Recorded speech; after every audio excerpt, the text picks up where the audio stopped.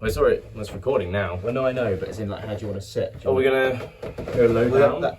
This is a bit weird, isn't it? Is it? This is more like formal. We're at a TV studio.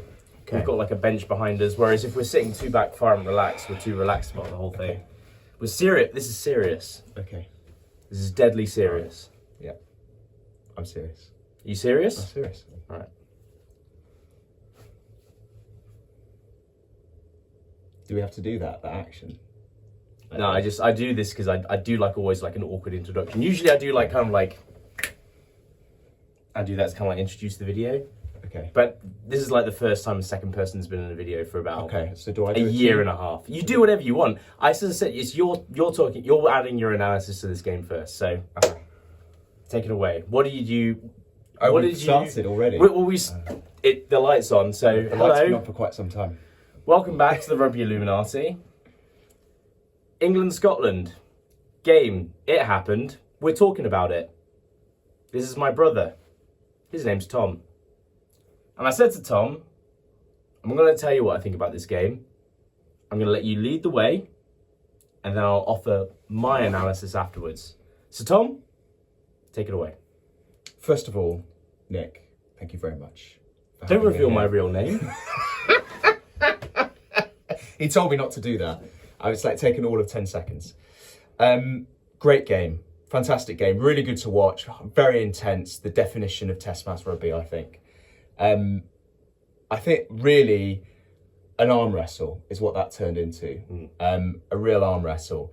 Very much a forwards game. I wouldn't even call it one for the purists because actually it was engrossing despite the kind of relative sort of lack of expansive back play, certainly by England. But that was one where it was won and lost up here. Top 6 inches.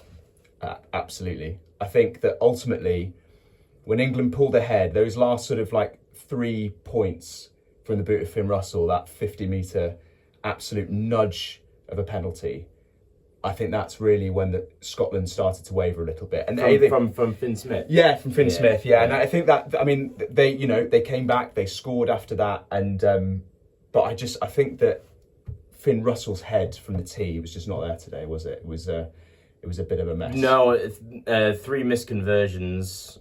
Despite being magic with ball from hand, I mean, he was absolutely sensational. Yeah, no, he was great. Apart repeatedly.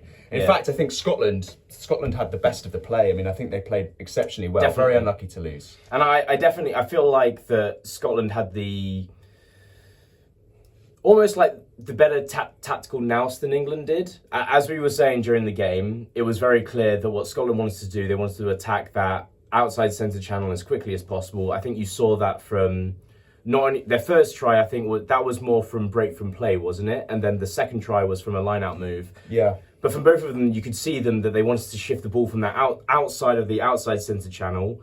A lot of that reason, obviously, is there's a lot of talk, and there has been for months, about England's blitz defence, blitz from the outside centre channel inwards and blocks off the attack. And, line-out move that you have from Scotland goes straight, directly, no line-out lift, just to get the ball out as quickly as possible, straight to Gilchrist, straight in the middle, not even lifting him up, get him out, pop it out, put it to Ben White, get it out as wide as possible.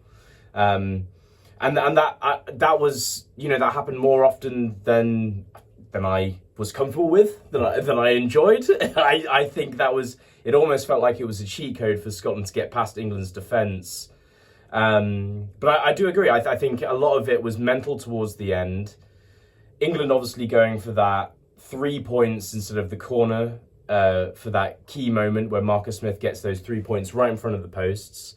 We were talking about it just before we were recording as well. And, when I was at the game as well, I was saying to you, this is when you need to go for the corner. The referee's already told the opposition, told Scotland, you take another yellow card at this point. Sorry, you take another penalty at this point, it's going to be a yellow card. Yeah. And I'm thinking at that point, 10-10, take your chances, go for the corner, keep the pressure on. And they go for 3. They did, and I thought I was very 50-50 on that one. I usually have a pretty good idea one way or another. I think that was a real 50-50 shot because, as you say, if you ramp the pressure up, you get another penalty. That's 10 men. That's 14 men for 10 minutes. You've got to, in a game that is that tight with the margins that fine on defence on both sides, as they often were. There was so many tip tackles, ankle tackles, sort of last-ditch defending on both sides. You just feel like a period with 14 men is enough to really swing the contest.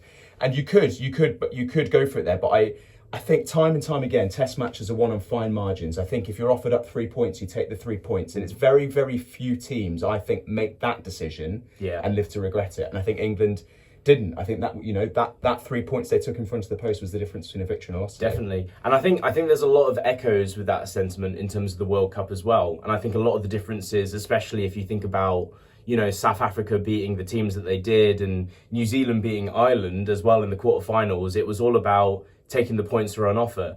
I seared into my brain when we were watching Ireland versus New Zealand. Ireland always went for the corner, didn't take the points that are on offer. They were determined to get the 7 points. And ultimately, it led to them getting turned over right at the goal line. And, you put yourself in another situation here where it's so tempting to go for that corner, so tempting to just, keep the pressure on.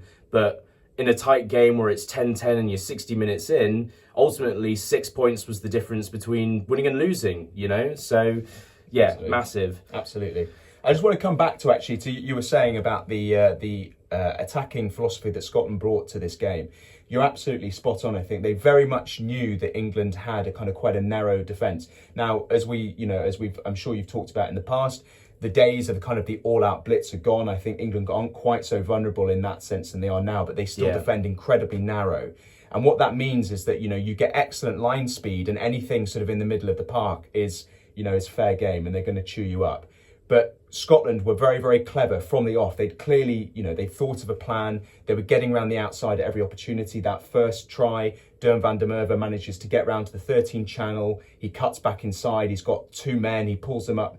Both have got to go. He's such a big guy. Both of them have got to go to tackle to try and bring him down. His hands free. And then from there, it's try time. And they did the same thing again and again. And for 40 minutes, England were all at sea. Every time that Finn Russell was on the board, he was spreading it out wide. It was It was an absolute masterclass in how to pick apart a Test defence. Yeah. But now, I think one thing that England have been really, really bad at over the last couple of years is playing heads-up rugby. It's an annoying phrase, irritating, but it's true. But one thing they did do, and it was noticeable after they came out after half-time, they adapted. Their line speed dropped. Yeah. They went a lot wider, and they spread across the pitch. And you notice that for actually in the first 10 minutes of the second half, Scotland attacked repeatedly using exactly the same strategy that had got them so many yards and 2 tries in the first half. They weren't getting any luck at all. Yeah, definitely. I agree with you. I think I get annoyed with terms like heads-up rugby and stuff like that, but I definitely thought as well there was a lot of, and I said this to you at the game as well, and I talked about it, that I felt like a lot of England's play in the first half, I was surprised. I don't know what the statistics are, but I would be surprised if England had more than 30% possession in that first half, similar to the second half as well. There was a lot of, obviously, a tactical box-kicking game that they were going for. They were going for the high ball. And I don't want to be that guy that says, why are you kicking? It doesn't make any sense, because... Well, it made a lot of sense in that particular case. It did. Nobody wanted to play in their 22. Yeah. Everybody wanted that ball as far away from their try line as possible and not to be the one that makes the mistake first. But my point is, and part of the reason why I feel like England kind of stole this game a little bit was because, England would do a move where maybe they'd receive a kick from the opposition and they would take it deep, and then maybe a ruck would be formed and they would give it to a forward to maybe make 5 yards or get them more in pitch so that they would have a better angle to clear their lines. But every time they did that, I felt like they made 5 or 10 meters. I felt like every time they did that, there was an opportunity there for them to be like, okay, if I'm Mitchell at that point, and Mitchell had an okay game. I still think Mitchell's a great player. I don't think this was his best game, but one thing that I noticed is that every single time they did this play to set up a kick to clear their lines, the ball would be given to someone like Ben Earl or Tom Willis, and every single time they would take it 5 or 10 meters, they would get out of their own zone, and it almost felt like something kind of took over their minds where like, great, we've made yards, let's make a kick, where in that position where we've had so few possession, and I know that Scotland relies on possession so much to do the plays that they do. I mean, you look at their players, these are not like South African bullish, I want to tackle you until you fucking bleed. That's not what they are. They're more like, I want the ball in hand, I want to play with it. Something begs to me to think that maybe if England just every so now and again, if they, you know, if Kept they, them honest. yeah, if they went, even if they're within their own half, they go 5 or 10 meters, they make that gain yard success. Pick and go at high tempo. Go again. Yeah. Go again. Yeah. Test the defense. Like, try and get over the gain line again. You know, I mean, I'm talking about Glasgow here, which is the main Scottish team, but Glasgow do this. They sense an opportunity, and even if it's they're within their own 22, they can go like, okay, boys, we're going. I can see this. We're going. We can see the opportunity. We can score from anywhere on the pitch. And there's just an element of England's attack that I think is just lacking of that heads up of, okay, something's changed.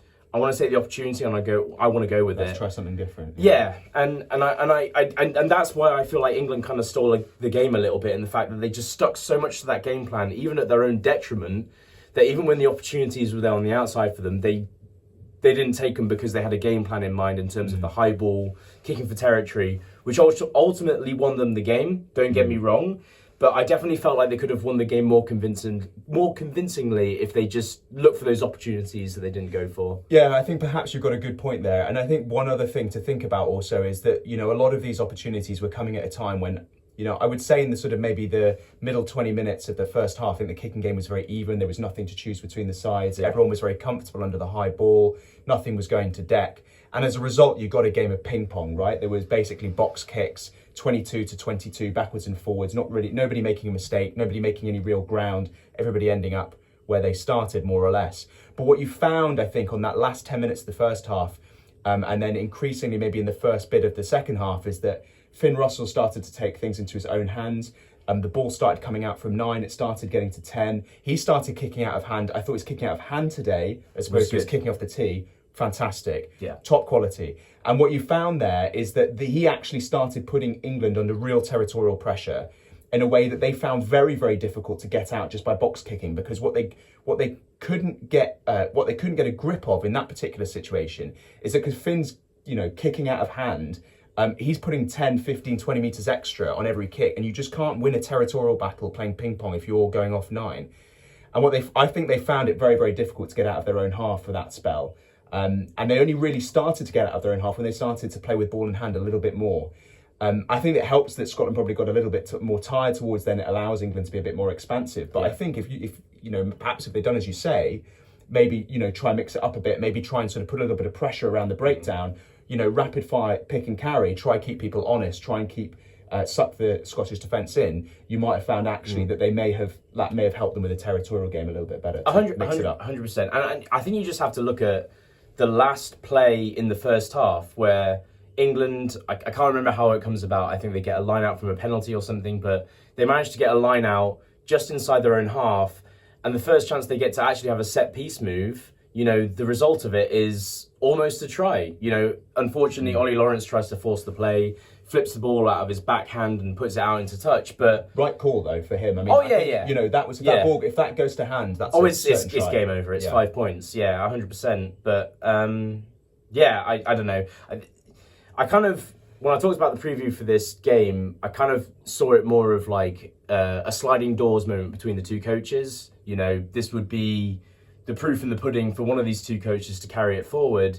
But even though England have won today, I'm not convinced fully in terms of the direction they're going into. One of the big criticisms in the Eddie Jones era was not playing what's in front of you, sticking to a system no matter what. And I felt like England were almost a victim of that today. They got away with it. At the end of the day, the only thing that matters is winning. They did win. But I think there's still a lot of questions in terms of the direction of the team and what they're doing. There's a lot of positives, but, you know, a lot of points for improvement. There is, and, you know, it is another win in what is a very high-pressure situation. I think psychologically that can only do good things. But I agree, there was a real lack of attacking fluency still, apart from sort of the odd strike move where they look pretty comfortable. Other than that, I think it was all sort of quite stilted. I think that's largely, as you say, a sort of a game plan kind of problem, really. I think, you know, with a lot of kicking from hand. And I think the accuracy is a real problem still in certain circumstances, and they do have a tendency to commit silly penalties. But that brings us perhaps to another talking point, I think, here that you mentioned several times during the game, is the refereeing today was a bit of an embarrassment, really, wasn't it? Yeah, it was. bit of a random number generator. You never really knew what he was going to do every given time he blew the whistle. And one thing, I think there were quite a lot of instances. One really stood out, right? The Ben Earl sort of jackal.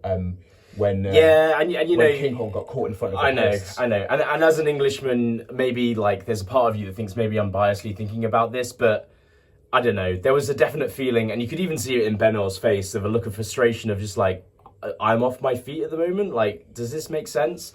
And it was part of this whole thing that you're talking about in terms of this ping pong and waiting for someone to make a mistake. I felt like Scotland made a mistake by going quick. They got the ball out quickly from a quick tap line out.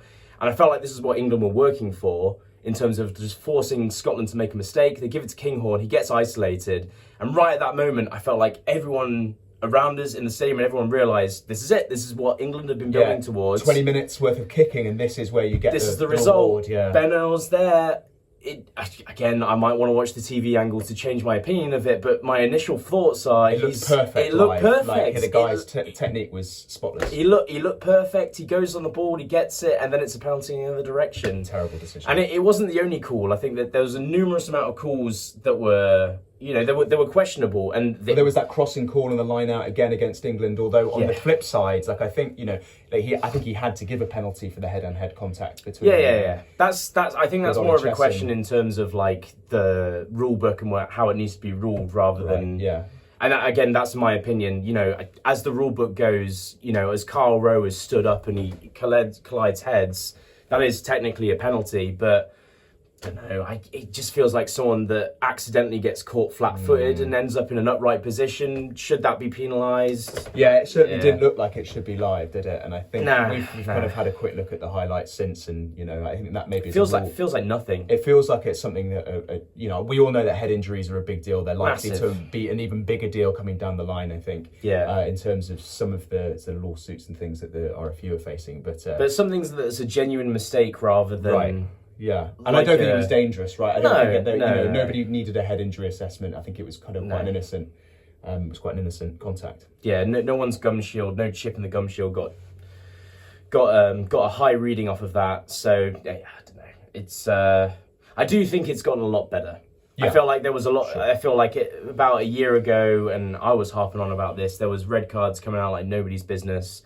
And we got a relatively sensible call of a penalty, and then we'll call it quits there. But a lot of things. England aren't the complete package yet. By no means. I think they've got a long way to go to get that fluency. But the thing is, every week is new experience. I think it probably is another building block from France from 2 weeks ago. I think it was more cohesive as a performance than that one. I think there was a lot more control. Some silly errors still that need to be eliminated that could have very easily cost them, especially if Finn's Russell's kicking from the tee had been as good from his kicking from hand. Yeah. I think a step in the right direction, though, overall. I kind of left feeling, my nerves have been put in a shredder, but in general, like I think that there's direction there. We're still waiting a statement performance, as you say. When we at the start, you felt like it was a sliding doors moment. I don't think any doors slid. I think we're still really probably none the wiser on either team. Coming out the other side of that, as great a test match as it was. Yeah, because it was just such a coin flip. Yeah, and. But it comes back to that sort of point, I think, maybe at the start, that it was really, it was a day for cool heads. I think, I think actually psychologically, perhaps that win against France 2 weeks ago might have been the difference today, because I think what was entirely clear, unlike kind of England's performances perhaps over the last 18 months, is that they only grew into that game and got stronger in the last sort of 15, 20 minutes. Though that passage of play on defence, when they, that set where they kept the Scottish out and kept them going backwards when it threatened for them to score a try and pull away at the end. It was an absolutely incredible bit of play, very accurate throughout, and it shows perhaps maybe a little glimpse of what the ceiling of that team might be. Definitely. Certainly from a defensive point of view, and especially when Elab gets his sort of feet under the table properly and can sort of start working with them full time. Well, it's great that you mentioned that because as a name, he was banged around as Steve Borthwick's mate coming in from second division French rugby. And if anything, I think the defence has improved since Felix Jones was there. I know I don't want to question Felix Jones as a coach. There's a lot of Irish viewers that watch this and I'm a great fan of Felix Jones myself. But in all honesty, it feels like and I know we've made our criticisms in terms of like it feels like quite narrow, but it held up. Like the defence held up for a lot of this game. Well, especially when they kind of adjusted a little bit and then went a bit wider. I mean, it looked really effective actually. And I think the second half adjustments really, they may not have the greatest attack, but at least they've got a great defence. And I think that we saw that in the second half for sure. They did a great job. So, yeah, we'll call it there. Yeah, call it there. Great game. I think really enjoyed it. Yeah, 100%. Yeah. Well, thanks for having me on. Oh, welcome anytime. Well, maybe I'll come back. Hope you do. Oh, thank you. Sweet. Good sesh. Yeah. That went well. Yeah.